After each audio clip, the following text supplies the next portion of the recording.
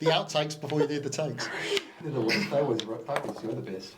Okay, you're ready? You don't need any water, you're all good? All right. Hi, and welcome to Conversations With. This is our very first episode of Conversations With. It just provides people with the opportunity to come in and tell their story, tell their business story, or tell their story that becomes their business story. And our first guest today is Nigel Tye. Nigel, welcome to the show. Thank you. Now, Nigel, you know, I have had the opportunity to talk to you for a bit already beforehand.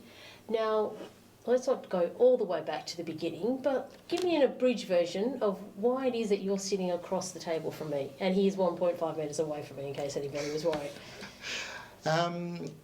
I've recently using all of the skills that I've learned throughout my life and have retrained as a life coach and personal development.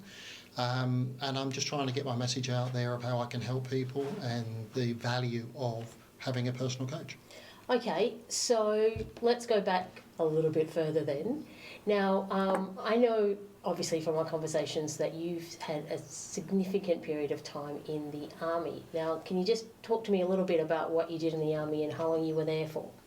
Yeah, I joined the Air Force when I was 18 and served for 25 years. Sorry, what made you do that?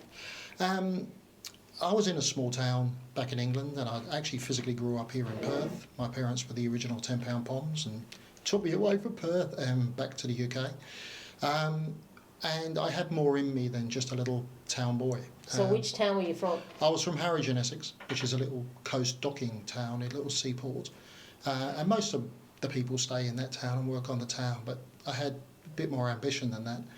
And through the sport that I'd played at quite executive level and wanting to travel, I looked at the military and became a combat medic for the Air Force and loved it. Had a great career. And how long were you in there for?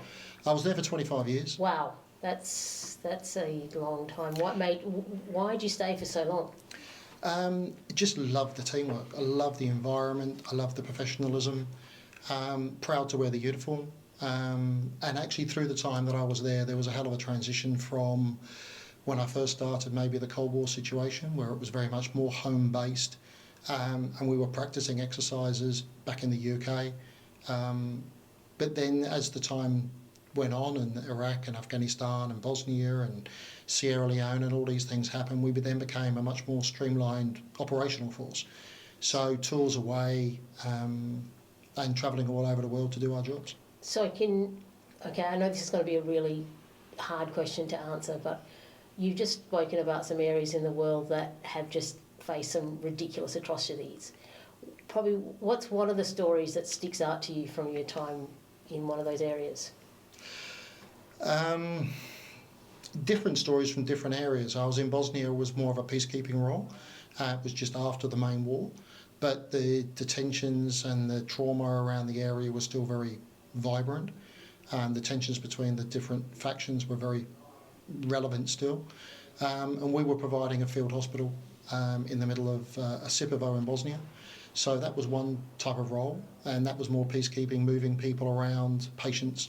I was very much like your RFDS service. I worked in what we call Aeromed. That was my speciality as a medic. So we would fly people from different hospitals that needed different treatment in different areas for different specialities. And then back to the UK as well. And then working in Afghanistan, which again was the same but a lot scarier. Where we were doing forward operation stuff, so literally going out to battlefields to pick up boys and injured minutes after injury, which was interesting. Then flying them again around between Bastion and Kandahar, depending on where the speciality was, so if they needed orthopaedics or surgical or ophthalmology or whatever the treatment was, because it wasn't all in one area, and then transporting them back to the UK.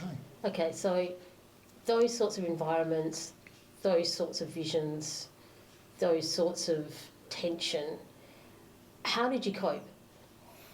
I think you learn as a medic, certainly, that it's very in the moment. You're there for the patient at that time.